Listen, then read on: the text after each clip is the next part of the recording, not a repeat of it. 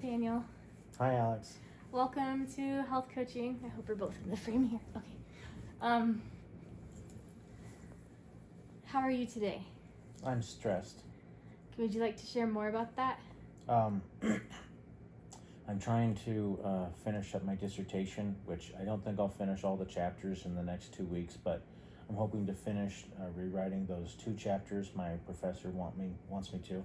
And tomorrow we're going to a wedding, and the day after we're having professional cleaners come, and so it feels like a lot, and the time is slipping away before I have to start my new job, so that's why. What are your thoughts and feelings surrounding the new job? I'm very nervous because I have no idea really what I'm supposed to do, and I suspect that I am not really going to be given an orientation until maybe about a year from now, at which point I will probably have kind of figured out some of the stuff that I need to do. When I started working as a pastor, I also got no orientation, and thankfully I already came to the job knowing several things, but with this vice president role, nobody seems to know what I'm supposed to do. They seem to know what they're not supposed to do, and I kind of worry, I guess, that I'm not really going to be told what is expected of me, and I get to find out the hard way all the things that the VP is supposed to do. So it sounds like, if I'm hearing you correctly, you're stressed about the role because there's no clear outline of your job description and how to perform your tasks, like your duties. Yes, that hasn't usually been a stressful point in any kind of job I've had. Like if I don't know what exactly they want from me or anything, it hasn't just been that has been stressful. It's also really stressful for me when I know that people have expectations for me, but they don't make those clear. And I remember the first couple of years I worked full-time as a pastor, I got yelled at. Literally yelled at by my conference leaders because I wasn't doing something. They're like, well, why don't you know this? I'm like, because no one ever told me. And they tried to gaslight me for a few years. Well, everybody actually knows this, you just weren't paying attention, until I realized actually most seasoned pastors don't know this because nobody ever talks to them. So I'm just kind of thinking, oh, this is probably what's going to happen. My president and my treasurer, they have been vice presidents before as well, and they're going to be like, oh, well, you should have known this. And how? You guys are supposed to be the ones who train me. I've never done this before. So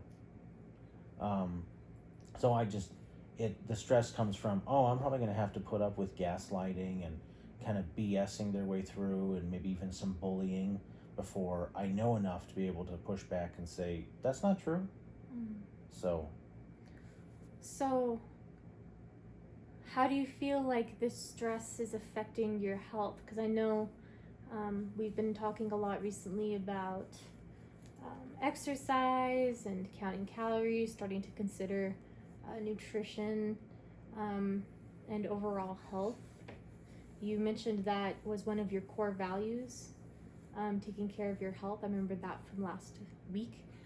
So I'm just wondering, for you, how is this stress affecting your overall health, do you think? Probably negatively. I have thought, I've been thinking for a couple of months now, when I enter into this role, something that I'm going to really have to do is probably implement things like during lunchtime, after lunch, hey guys,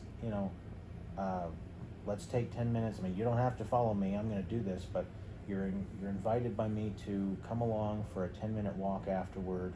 And it's not just about setting an example, it's also about, hey, it's hard to be a pastor. And so there are times, even when I worked as a pastor, sometimes during lunch, I tried to go on a 10 or 15-minute walk. Sometimes I succeeded, sometimes I failed miserably.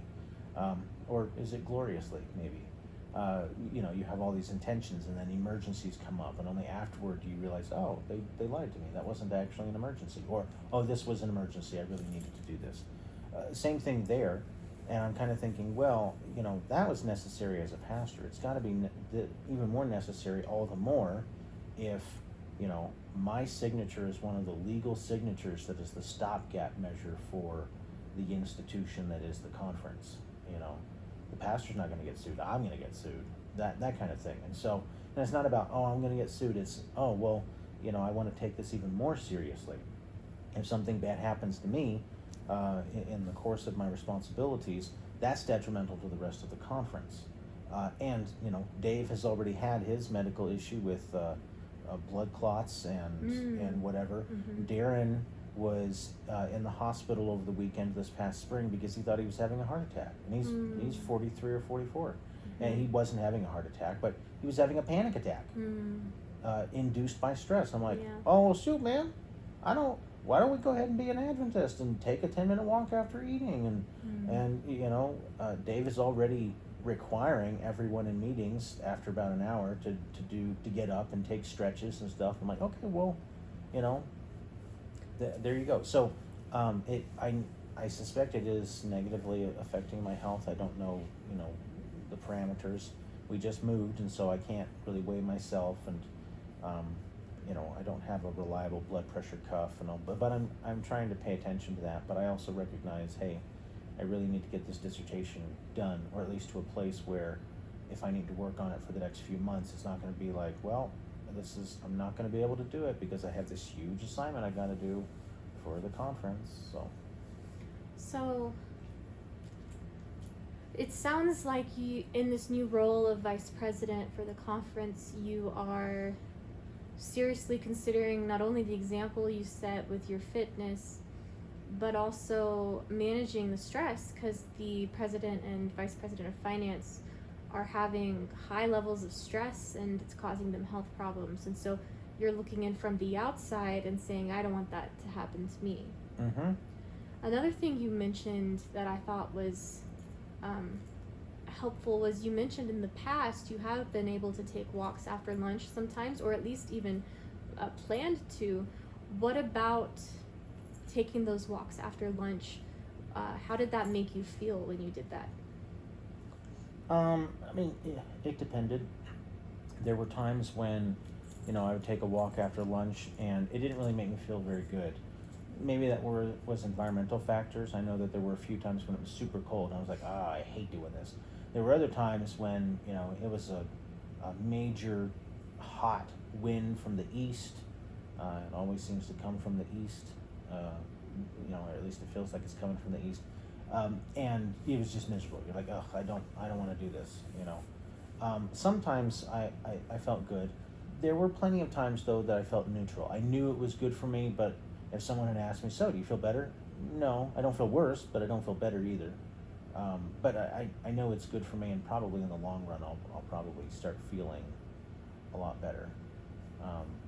One of the things that I'm hoping for is being able to do it more. Usually where I'm at, it's not all that interesting to go for a 10-minute walk after lunch, whereas at the conference office, there's a lot of history there. And not just Adventist history, but like local Denver history. I'm the one who's telling people, why that street's named whatever it is? Because that's where a bunch of Chinese got massacred. Hey, do you know why that street light is the way it is? Because Old Man Spear owned the city, and all that kind of stuff. And so it's right there. I'm like, oh yeah. And so I'm hoping, for greater incentives to be like, yeah, this is nice. So that would combine some of the values we talked about in your previous sessions of fun with activity, walking around. What about walking do you find enjoyable?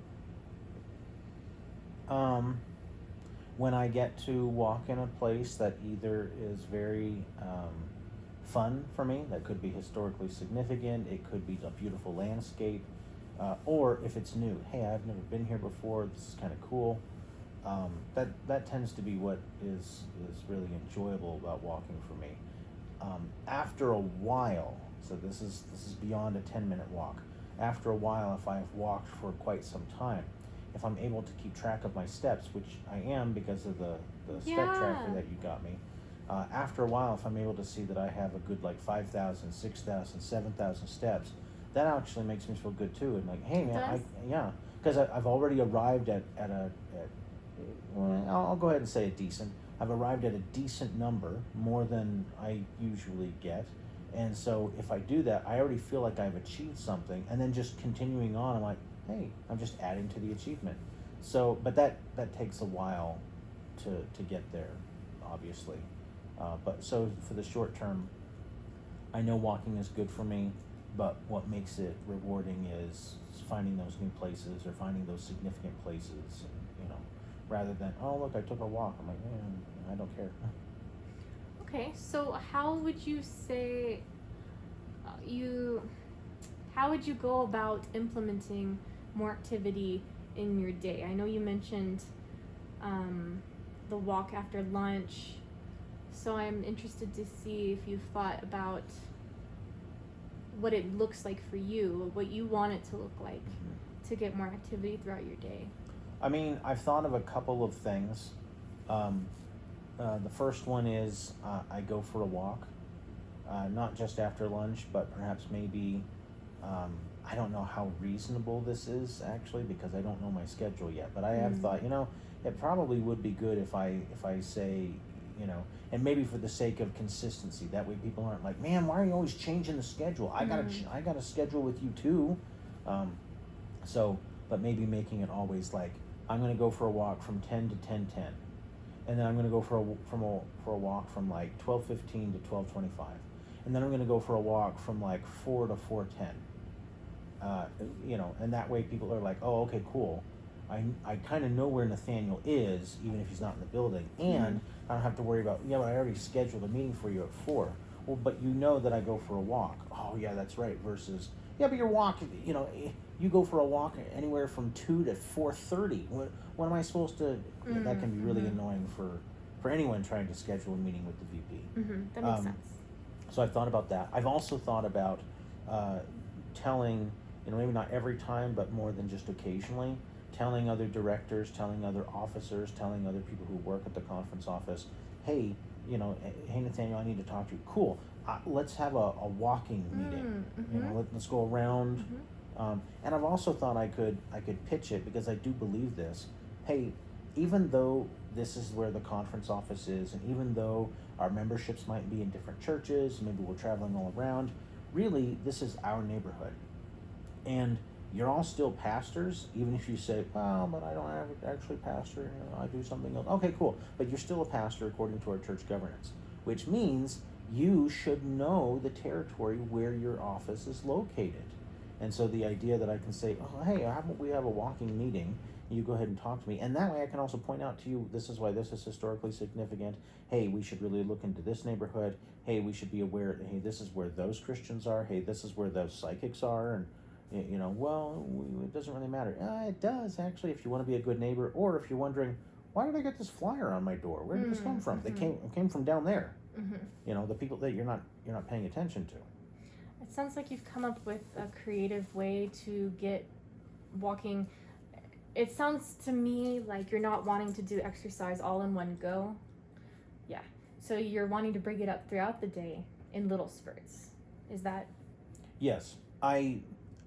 Having a true office job, that's going to be that's one of the things I already knew taking the job that I would hate. One of the nice things about being a pastor is that you can set your own schedule. Sometimes you can't, but there are plenty of times when I'm like, well, actually, I'll be in the office at this time. I can't do that as VP. I have to be in the office when the office opens, and I get to go home when the office closes. Roughly, people stay back, but because of that, my day is already regimented for me. So I'm actually, in some ways, I'm clawing back some of it, but I can't be like, I'm going to claw back 2 hours of exercise. I probably can't do that because at the end of the day, even if I'm very well rested, I'll probably only have about 4 hours before I go to sleep. I'm going to want to do other things than just exercise. There are probably some chores I have to do. There's going to be some me time I got to do. There's going to be time with my wife so but there might be other things where I'm just like, oh, here's that one thing I was going to do for my grandma, and so I'm going to call, or I'm going to check that email or something like that. Sure. Or it might just be, you know what, I just want to watch a movie for an hour because I need to veg. That makes sense. Why is it important to you to consistently get exercise throughout the day? Beyond I knew you just mentioned the practical aspect of it, but are there other motivating factors that make it important for you to break it up throughout the day? Yeah. I feel like breaking it up throughout the day will, one, make sure I actually get more exercise than just hoping I can get a big chunk of time. Two, I can't tell you why I feel this way, so I might be wrong, but I feel, based on what I have heard from my mom growing up, who was a nurse, and other doctors and other medical professionals, that it is better for your blood pressure to do that. And it also kind of feels like it would be, because I'm probably fitting in walks in between very stressful, tense interactions. Meetings. Yeah. Or conversations. That makes sense. Hey, Darren. Hey, Dave. I don't agree. We shouldn't handle it this way. Well, you're not the president. Well, you're right. So, that kind of thing. And I think another one, probably, it's, I don't know. I suspect that it's better for my heart in terms of cardiovascular, like, strength, as well as pliability, instead of, a rigidity of the veins and the vessels, and again, I don't know why that is, but I sense that that's actually better than, here's this chunk and you're gonna sit for 8 hours. No, it's probably better, you break it up. Would you like me to share some information about the difference between, like, low intensity exercise and vigorous aerobic activity, or is now not? I mean, I've actually been exposed to quite a bit of information about the difference, and that might be where it's coming from. It's never been, it's completely planted in my brain, but there have been enough hooks that I'm like, okay, that's important. And low intensity,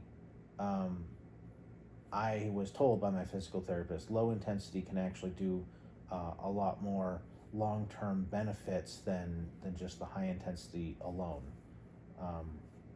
Maybe I'm totally misremembering or something. Hey, I mean, I think that's great that you saw a physical therapist, and if that's their plan for you, then let's go with that. It sounds like you've already kind of came up with a plan in conjunction with their recommendations. Well, that was 2 years ago. Oh, okay. But what I'm hearing from you is that right now you really want to just focus on the low intensity exercise periodically throughout the day. Do you know about how many times you'd like to get that exercise in? Do you have an idea of a smart goal you might want to make with that? I mean, I've thought shooting for 10 minutes 3 times a day. 10 minutes 3 times a day? Okay. Monday through Thursday. Friday's a bit, different. And in those times, then I'm thinking, I could probably do more high intensity things for a longer period of time. Okay. Because, on those Fridays when I am here rather than traveling. Okay. So. Yeah, that sounds like a great idea. So it looks like you have the goals very specific, 10 minutes, 3 times a day. And it sounds like you've even carved out the exact time of day. Is that accurate? I mean, in my head right now, like I said, I have no idea. Once you get there, you'll be able to finalize it. Yeah, I just happened to see the other day that Kelly, who's going to be my secretary, she hasn't approved it for me, but she has already tentatively put it on my calendar of constituency planning meetings, which will be on Tuesdays from 10 to 12. I'm like, okay, well, I probably can't do the 10 to 10:10. That day, so trying to figure out, what exactly, and of course, obviously, it's better for my memory if it's the same time every day, but I also understand, because there are going to be some weekdays that are more intense than others. Like, I'm pretty sure Mondays are going to be pretty intense for AdCom meetings. those Tuesdays during those months that are for like staff meetings and executive committee meetings, sure. But Wednesdays, I get the impression are lighter meetings, and Thursdays are like no meetings at all. Okay. But I probably should be there simply because I think Darren's going to take it as, I don't want to be here anymore. I'm like, oh, okay, I'll be the guy holding down the fort. What are some ways you think that you can ensure that you don't forget to take your breaks? Because it might be, like you said, it might depend on each day, and What I'll probably do is at least two things. The first one is I won't just put it in my calendar. I'll like write it on the whiteboard that Okay, I know is going to be in my office, and that way I see it. But anyone else who comes in, I'll be like, I just point to it and okay. they're like, oh, okay. The other one would be telling Kelly, hey Kelly, That's I a great need idea. this, because Yeah. Kelly is she's enough of a bulldog with people that she'd be like, Nathaniel, go take your break, and then other people, he's not available right now. Sounds like a great secretary. Yeah. That's awesome. Well, I'm excited to hear about the progress that you've made so far.